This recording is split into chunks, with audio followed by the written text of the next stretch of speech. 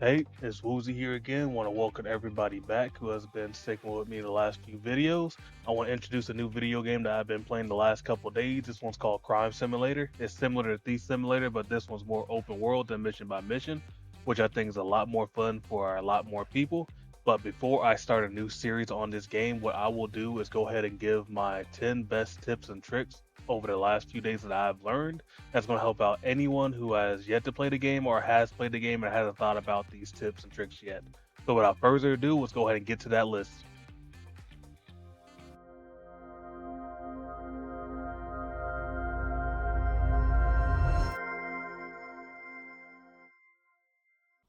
All right, guys, we're here at the monitor for tip number one, using your skill points as you level up on the correct skills for the early game.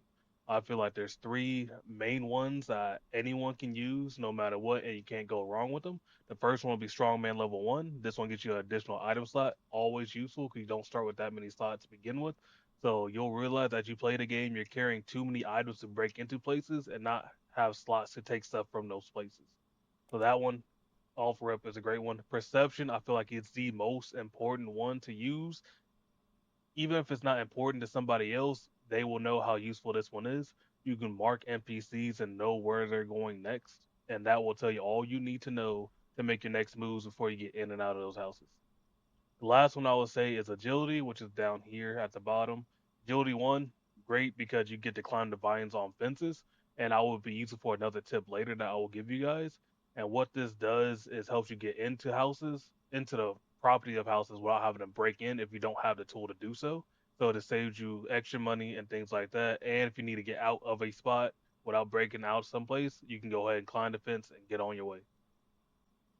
All right, guys, let's go ahead and just jump into step two, and that's not overspending on your items in the early game because you don't need to. The only four items you will ever need to start the game to finish will be the simple lockpick, the bobby pin, the stethoscope, and the glass knife because these are the items that you need to get in and out of buildings. The stethoscope is used for cracking open safes. You can either use the stethoscope or you can use a blowtorch. And if you use the blowtorch, you can just go ahead and drop out the bobby pin because some states you use the bobby pin.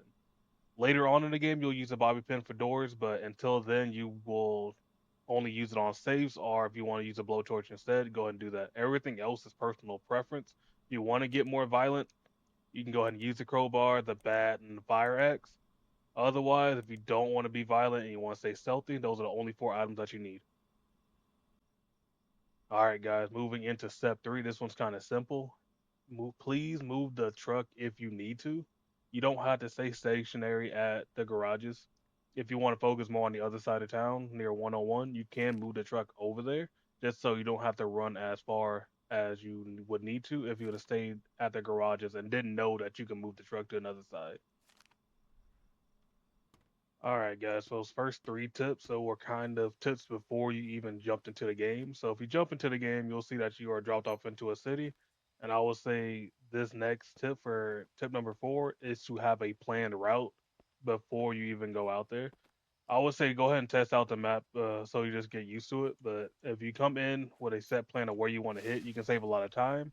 Like for me, I like to hit Arya's house, and then once I'm done, I can go ahead and leave, drop everything off, go to Tom's house, which you can either climb this fence right here if you listen to me on step number one and picked up the agility booklet, or there is on the other side a two by four point that you can walk up to and get into the fence. And the next house I like to hit is Kate's. And then after that, it's kind of free range if you have enough time to do so. And the reason I hit these three houses, I'll go ahead and plop in and show you why. All right, back at the computer screen to explain why I have those three houses as my first routes when I first begin the game is because if you go to the computers on the middle monitor here, go to locations, everyone's house is here. And if you look up here, there's a loot that you have to a certain amount of loot that you have to collect. I think it's unique pieces of loot that count towards this number. So if you click collect the same thing over and over, I don't believe it counts. And those three houses I showed you are the three lowest for this area. So when you're first starting off, you can hit these three houses first. and also complete the jobs as you're doing it, and you can get bonus money and bonus XP while you're already doing everything else in the game. All right, so let's move on to the next step. All right, guys, we're back here for tip number 5. This one's straightforward. When you come back from a run, make sure you save all the items you don't want to put in the box out of the truck. And the reason for this is anywhere in this hideout, your items will stay put no matter where you put them. But if you die out there in the field and you come back, everything that was on this truck will be gone. So I'll just put that acoustic guitar out there. I'm gonna show you guys an example. I'm gonna go ahead and load into a quick one and try to get caught by the police. All right, so what I'm gonna do is fuck with this security guard over here because I know he's armed. There he is. Let me help him out real quick. And I'm gonna go ahead and just die here. One more. Come on, you got it. Ah, how fresh I am. Fresh suit, gas mask, everything. Game is over. Hospital bill $25 or 25 credits in this game is what it's called.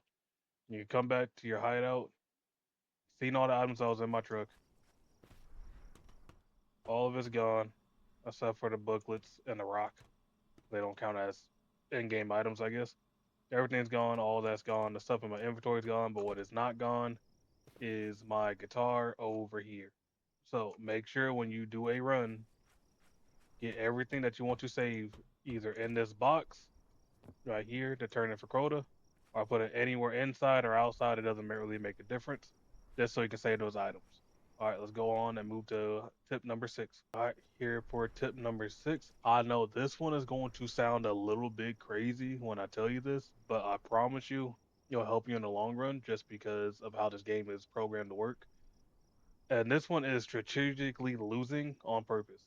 So you can tell on the bottom right there where you have to meet your quota, only have 374 out of 1,000. Obviously, don't do this on your first day because you won't get XP at the end of the day. But what you want to do after your third or fourth quota, probably the fourth one because it's still really easy to get it and it's really quick to do it as well. Go ahead and automatically end it. Even if you're out, even if you never made quota, it's fine. Just because for you to get bonuses in the game, you either have to win or you have to lose. The game doesn't take that long to win. I think my fastest run right now is a little under 2 hours, and that's just me playing by myself and just kind of chilling out. But you see, even that, I've only been in the game for 11 minutes, and that's just been doing these tips and tricks. But at the end of the game, you'll get an XP bar. It won't show me because I didn't make quota. It'll show an XP bar, and at that, it'll give you bonuses for you to use in the next games. Some of them are highly useful. The other ones you want to be careful with. Like, let's go to this computer right quick, and I'll show you some items that you only get if you win or lose the game. So, Fire Axe, you have to win or lose to even unlock this. This is not automatically unlocked in the beginning.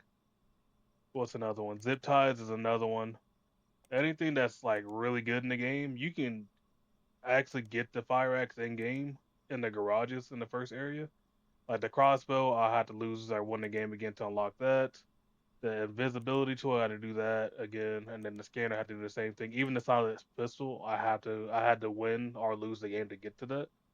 So make sure you're strategically losing to the point where you can get this stuff before you get too far because it doesn't take that long anyways.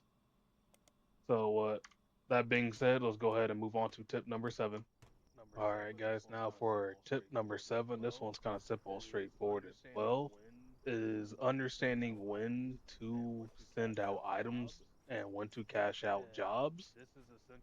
And this is essential because if you already made your quota, there's literally no sense of sending these items, and I will explain why in my next step. So if you've already made quota, just go ahead and press this button right here, finalize your delivery, and then the next step, I'll explain why you don't want to turn in those items. All right, we're here for tip number 8. And this one I discovered when I was playing earlier today during my last playthrough. And just like I said last time, you've already made quota. Go ahead and turn in these items. There's no sense to I turned the quota. There's no sense of turning in these items. Now, as you can see, the quota now went up to 2,500. Now, this is when you want to turn in those items.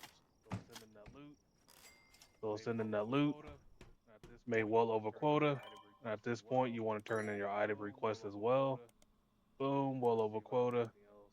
And let's see if I have anything else. I've been getting rid of a lot of stuff since this is just a simple playthrough.